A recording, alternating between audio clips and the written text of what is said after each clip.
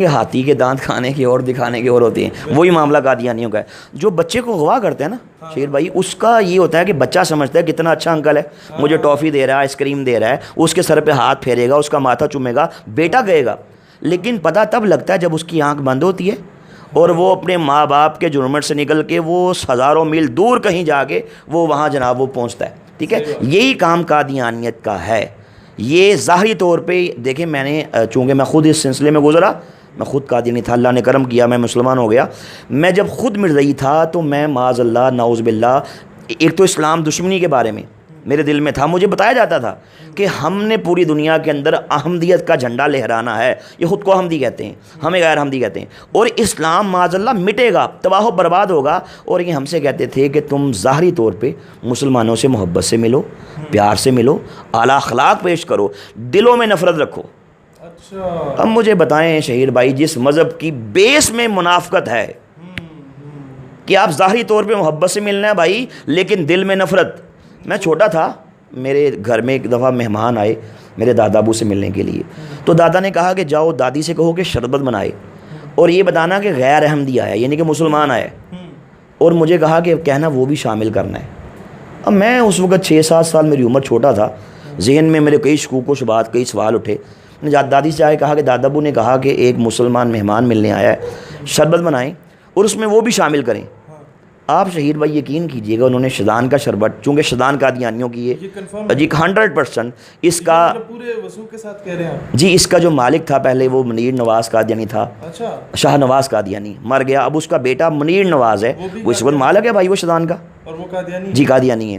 چلے سب سے پہلے تو یہ میں کہنا چاہوں گا اپنے تمام دوستوں سے کہ شیزان کا بائیکاٹ کریں، اس کی جتنے بھی مشروبات، کیونکہ ہم انڈائریکٹلی ہونے سے بلکہ ڈائریکٹلی جی سپورٹ کر رہے ہیں. جی آگے اچھا، دادی نے کیا کیا کہ گلاس کے اندر شیزان کا شربت ڈالا، ٹھیک ہے، اس کو مکس کیا، اس نے یوں کر کے گلاس پکڑا اور یوں اس طرح کر کے نا منہ اس سائڈ پہ کر کے اس میں تھوک دیا اور جلدی سے چمک سے مکس کر دیا کہ کہیں میں نہ دیکھ لوں.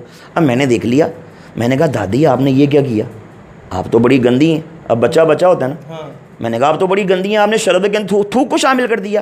دادی نے کہا چپ، اپنی زبان پہ تالا لگا لو، کسی سے بات مت کرنا، تم بڑے ننھے ہو، تم چھوٹے ہو، تمہیں پتہ ہی نہیں ہے.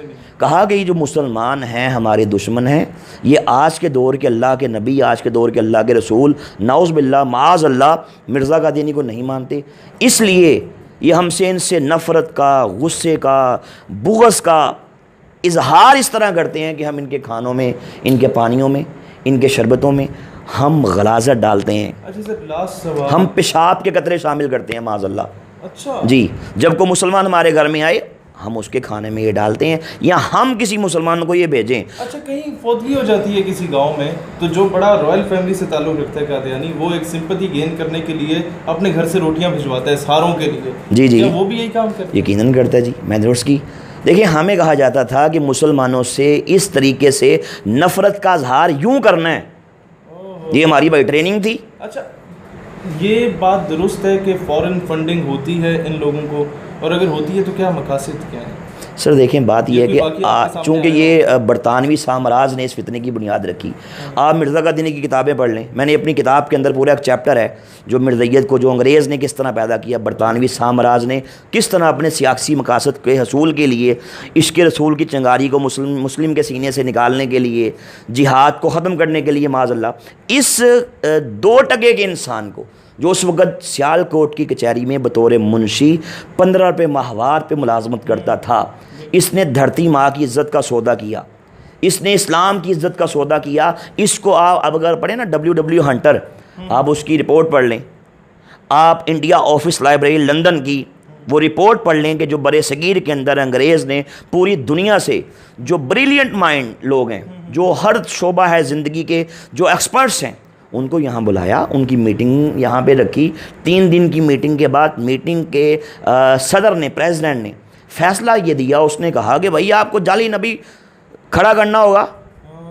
وہاں سے اس کی بنیاد چلی. اور لوگ ان پڑھ تھے جی، ان پڑھ تھے، تو آپ اسلام کے پیرلل اس کو کھڑا کریں گے. یعنی کہ یہ نہیں کہے گا کہ بھائی میں عیسائی ہوں، میں بدھسٹ ہوں، میں سکھ ہوں، میں دہریہ ہوں، کبھی نہیں کہے گا. یہ کہے گا بھائی مسلم ہوں. مسلم خود کو کہہ کے ایک ہاتھ میں قرآن پر دیا، ایک ہاتھ میں حدیث دی، چہرے پہ داڑھی سجائی، اس کائنات کے بدترین کافر کو